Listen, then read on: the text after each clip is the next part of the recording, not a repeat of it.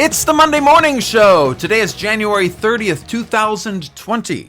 And I'm Ken LaSalle, author and so on. You can find all of my books, audiobooks, and so forth on Amazon, iTunes, and around the web. And today I am very pleased to bring back a popular feature on this show, DC Home. Today's episode is episode 16, A DC Home in Trump's America. But first, a couple of notes. Trump is sticking with his defense in his ongoing impeachment, which is, "You can't touch me, I'm white." What else? The Equal Rights Amendment has now been signed by enough states to ratify. Not that the Republicans will. What do they care about fairness? Or women? Don't know what the ERA says? Well, it's been around my entire life, and I've actually read it a few times, and I think I can remember because it's very short. Not intimidating at all. All it says is that men and women should have equal rights, and that Congress should enforce this rule. The end. So, clearly a communist conspiracy. Lastly, I just wanted you to know that Heaven for Now, the third book in my Heaven series, now has 4.5 out of 5 stars on Goodreads and is available in ebook and paperback wherever books are sold online. If you get a chance to read this or any of my books, drop me a line. I'd love to hear from you. So, that's it for today. Except, with Washington, D.C. having its hand in all of our homes, what do you say we return then to our D.C. home? But the definition of home certainly seems to have changed in this last year. What started out for Sherry and Sean as an apartment ended up being only apartment-esque. Apartment light. It's the new apartment. Apartment 21st century style. Old Herbert had invited Sherry to live with him, and, he didn't really want to put a name on the tender monkey love he shared with his fair-haired, just as long as fair as white, beauty, Alicia. All he knew was that they both loved chocolate-covered bananas, and that was the end of it. And that would be the end of it, because Sherry never left. She and Sean moved in despite old Herbert's every attempt to annoy. His intentions began in the right place, but they moved out pretty fast. He spent most of summer 2019 trying to fart the... Oh, right, I never mentioned what type of home this is. This is a storage unit. It's your standard 10-foot by 20-foot storage unit on the 3rd floor right on the corner of... actually, old Herbert probably wouldn't want me giving that information out. It ain't glamorous, or warm, or situated, or warm, or homey, or... It got pretty cold there this winter. Pretty fast. That's how it is with concrete and steel, though. Alicia had provided 4 enormous area rugs that covered almost enough of the rugs touched. You could get around without stepping off of them. That didn't really help much, though. But 4 circles meant 4 different areas. One for Alicia and her recliner that no one had ever seen her get out of. Seriously, not even to poop. One for old Herbert and his TV, which he kept turned up, but he wore headphones.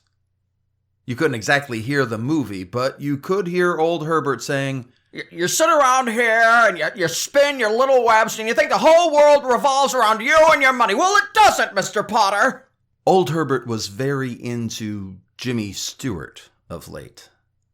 But it beat so many of the alternatives. Oftentimes he would just sit there and make this sound. You're saying... Nobody understood it, but it was droning and did help them sleep. The next section was Sherry's, of course. And she hadn't saved much from her home, but she did save her bed, which also became Sean's bed. Nobody knew where old Herbert slept. Some evenings he wouldn't make it back into the building, which was locked tight at 9 o'clock every night. After that, nobody left their cages. They called them cages. They were ironic that way. Oh, and there were a whole lot more staying there than just old Herbert, Alicia, Sherry, and Sean, but I'll get to them another time. I should tell you that the fourth section belonged to Sean, and it was dark for almost every day in 2019. Sherry was almost positive he was quietly masturbating there in the dark corner, but explain to her what you're supposed to say in that situation. You're locked in for a long Thanksgiving holiday, and you've burned the last candle you have, and now there's this intense kind of silence over in the corner where your innocent little nephew had once been. Then something happened around Christmas. Sherry could think of no way of explaining it short of, we caught a few breaks.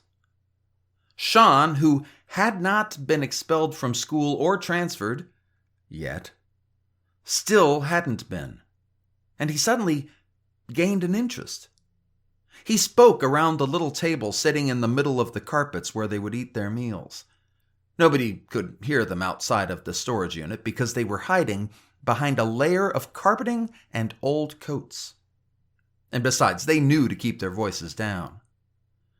Sean wished everyone a Merry Christmas on December 20th. Imagine that kind of initiative. Old Herbert said to Sherry, "It's the drugs that do it. They pump those kids with massive quantities of MDMA, NBC, and LGBTQ. It's a jumble to comprehend, really." But Sherry kind of liked it. Which is how you know it didn't last. Next thing she knew, Sean had discovered politics. Sean had asked questions before, but never with such a militant... He okay boomered her. He did. Sherry was explaining about how she had read that the cages that still held thousands of immigrant children, U.S. camps holding migrant children who had been separated from their parents, had been started in the Obama administration. Sean said, "Okay, boomer, that makes it right 3 years later. Okay, you got the cages lying around, why not throw some helpless toddlers into them?" Yeah, Sean was going to be a problem. Now, Sherry wasn't going to kill him. She wanted to. It would be easy. Knew where she could dispose of the body, too. But I forgot to mention another one of those breaks Sherry was talking about. Sherry found herself a job. That's right. Took only 7 months. She's on the janitorial staff at WGNO, a small radio station broadcasting from right underneath that underpass by Benjamin Bedecker Park, so they can avoid compromising their independence. Oh, they've got all the big names. They got self-righteous fat ass in the morning. That's popular. Ancient white guy plays stuff nobody really needs to care about is their drive time hit. And of course, corporate shill takes you to bedtime with conversations, talk, and other ways of saying flapping your gums. The only problem with all of this was when Sean found out about it. Suddenly, they were living at the Ritz-Carlton, but the nice one. He needed money for everything. This kid had just made it through Christmas, understanding that the situation was dire. The only problem was that once he sniffed money, he was done with dire. Which was when the fundraiser came up. A fundraiser for what? Well, Sean wasn't sure. New sports equipment for the school, he said. Something about sun covers? Sherry wasn't sure, as it has always been. Since time immemorial, children have brought their parents and otherwise legal guardians various school fundraisers. Actually, can we be honest for just a minute? Once upon a time, just half a century ago, schools didn't need fundraisers for new equipment. You know what they had instead? Taxes. No kidding. Citizens were all taxed, and that money went to educate children. I know these are old-fashioned considerations, and they certainly didn't help keep the rich richer, but bear with me for just a bit. People thought that collecting taxes to provide services that most people relied upon was a fine idea. Until one day, some moron with an IQ even smaller than his dick said he didn't want to have to pay. That asshole needs a statue so birds can have somewhere to shit. Anyway, that's how fundraisers began. Skip ahead to the 70s or 80s when I was in school, and you would sometimes see some kid asking for a quarter to buy a cookie at a bake sale. Then, in the 90s, they'd haul cartons of candy bars and other shit nobody should eat so that they could pay for trips and parties. After that, they had to pay for everything with fundraisers. And Sherry made the mistake of thinking these very thoughts. Why isn't this done through the school? She asked. Why is this all being handled by some faceless corporation with some generic website? Sean reminded Sherry that this is the way things are done now. He did it by saying, "Oh my God, it's how things are done! Can you just do it?" They are so articulate at that age. Sherry, on the other hand, wasn't convinced. I'm just saying, Sean, think for a minute. Who develops those websites? Who runs those corporations? Every person who takes some share of that work will take some share of your money. Every time you outsource your own responsibilities, you're going to come up short. It's what the school wants. Can you just do what the school wants? Talk to the school. Don't talk to me. And this is in a 10 by 20 room. Actually, less because of the wall of carpet and old coats. Until next time, be good to yourself, be kind to others, and let's make this world a better place.